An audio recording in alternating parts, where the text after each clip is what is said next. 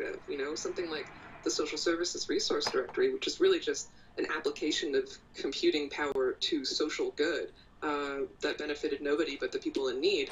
You know, something that we don't include in our prevailing mythologies about what makes tech cool and great, but it's actually what it should be all about, I think. And I think something that really deserves much more focus and attention. So, I don't know, that's what I think is remarkable about Project One, is this group of women working on this very tedious but very important database for people in the Bay Area. You mentioned in the book, and I wish I could find this picture, the Rolling Stone wrote an article about it in 1972, the profile of Pam Hart English, which called it one of the greatest hustles of modern time, and, Yep. and featured a picture of her taken by Annie Leibovitz next to the console, and I wish I could find that picture. I've been looking for it. I can send it to you. I have a copy of it. I tried to stick with it for the book, but Annie Leibovitz, it's a tricky one. A little pricey. Not pricey, but yes, I mean, Con un it's sort of like mother of this weird group of hippies working towards the application of computing to social good. You know, what a hero. And it's interesting because it's a proto version of, I think, what, boy, I hope this isn't sexist. Slap me around if it's wrong. What women have brought to the internet, which is, instead of this kind of, you know, there are plenty of female engineers who think in ones and zeros and black and white, but instead of using technology to launch missiles, use technology to bring us together and to help one another. And in the 70s, that was pretty early days to be doing that. I think nowadays with the internet, we kind of are more aware of how that's happened. Mm-hmm. No, I mean, I don't think that's incorrect. I think that, you know, I always hesitate to say that women are essentially better or more interested at one pursuit over another, yes, but I do think that throughout technology history, these spaces which have allowed purchase for women tend to have been these more user-oriented spaces, partially because they're not as privileged in the field. You know, I think software was seen as less than hardware for a long time, and it wasn't until, you know, its importance became apparent that the primarily female group of people that was working in that field got kind of edged out, and that happens a lot. And things like, the application, community applications, early community building, a lot of that was spearheaded by women who had an interest in that kind of thing, but also who saw it as a place where they could make a mark, with much more freedom and ease than perhaps, you know, writing programming languages or compilers or entering into the higher levels of academic computer science or becoming hardware engineers or things which perhaps were a bit more challenging in terms of the workplace.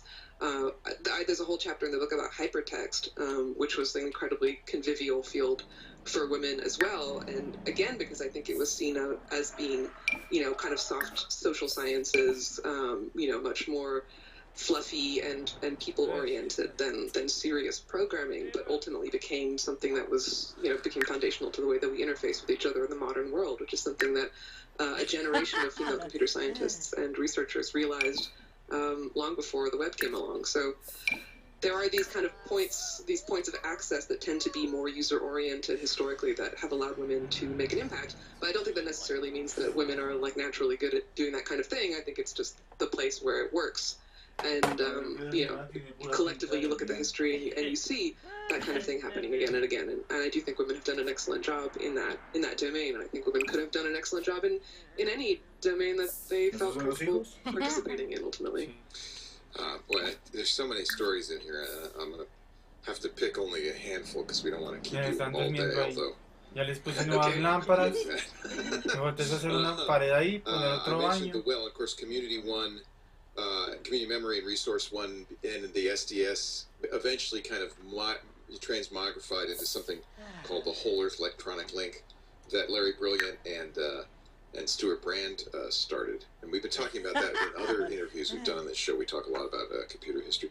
And you mentioned a woman who's going to be in the studio in a couple of hours, Naomi Pierce. Oh, really? Yes, her husband Sal is coming on this afternoon. We're going to do a triangulation with Sal Seguin, and Naomi's an old friend, dear friend. Was also on the well back in those days. She was one of the deadheads that populated the well. On the well, you use your handle was so short. I think it was 3 letters that there was no gender on the well. Well, I mean, I'm sure that there was. I think there's a chapter in the book about an early social network called Women's Wire, which was an offshoot of The Well, which was founded by a couple of wellheads who felt as though, you know, it was supposed to be this whole Earth electronic link that represented all people, but ultimately it was a bunch of, you know, mid-30s white guys, and so they went off and started their own service explicitly targeted to women called Women's Wire, which ultimately became all the women women.com. Yeah, they all have. That's one of those mid-30s white guys. Let's go.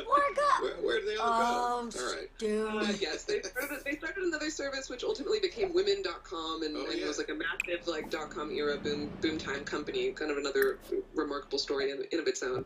But yes, there were several offshoot kind of BBSs that had, you know, slightly better parody than the Well. The Well, of course, is a marvelous and foundational place.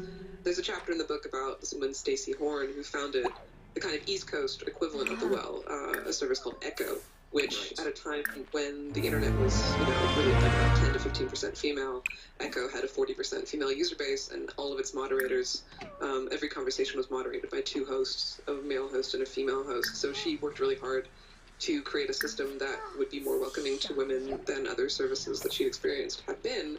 And it's another one of these, you know, amazing early internet communities that still exists and is still Unix-based. Echo is still around? Echo's still around. I got a membership when I was writing the book.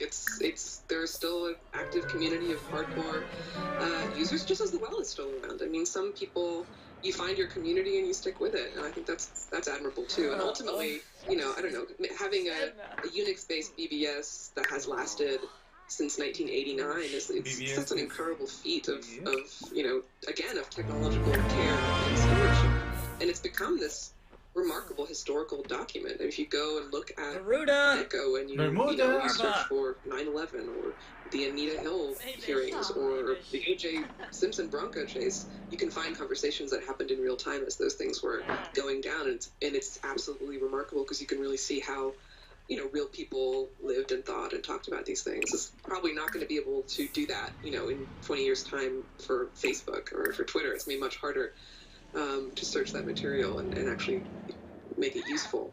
So the Echo is not exactly easy to use. You have to SSH into it. The commands are things like J and a 3-letter abbreviation to join a group. Then you have to use 0 to say who's online. I mean, it's a non-trivial. It's non-trivial. And I think that's part of its appeal. Yeah, for me, I mean, I guess I suppose I'm a millennial. I think I'm a slightly older millennial, but, you know, there is something really appealing about that kind of thing. I mean, when I was writing this book, I was spending a lot of time on BBSs, on multi-user domains and moos and mushes and these kind of strange early internet spaces, just to sort of understand the physics of it all. And it really, honestly, blew my mind.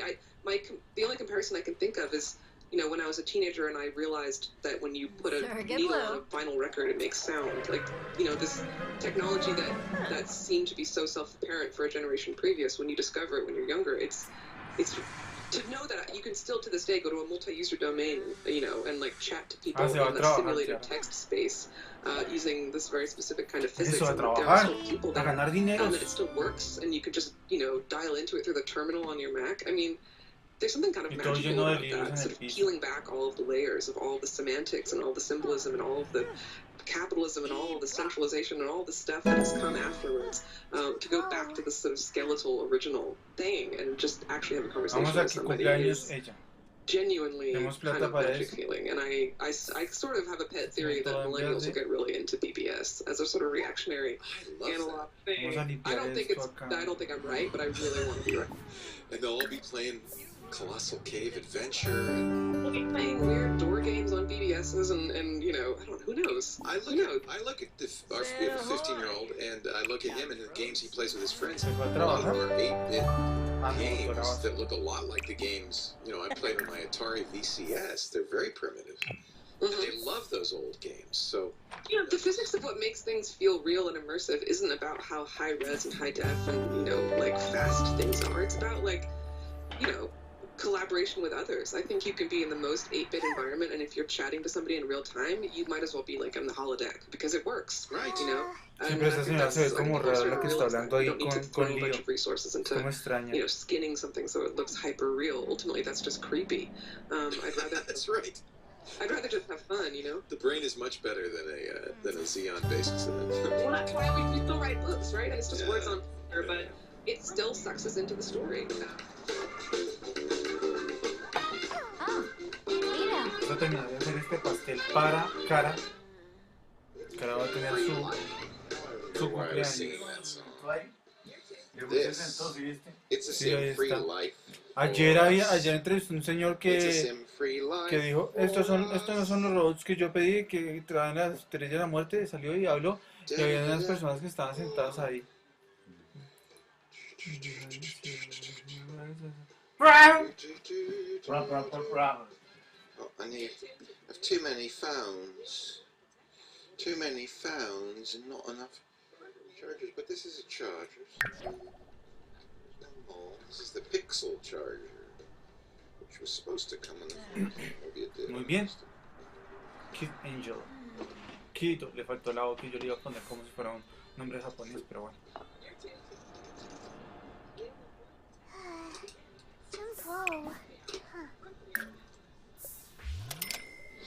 Pixel status. Ahora.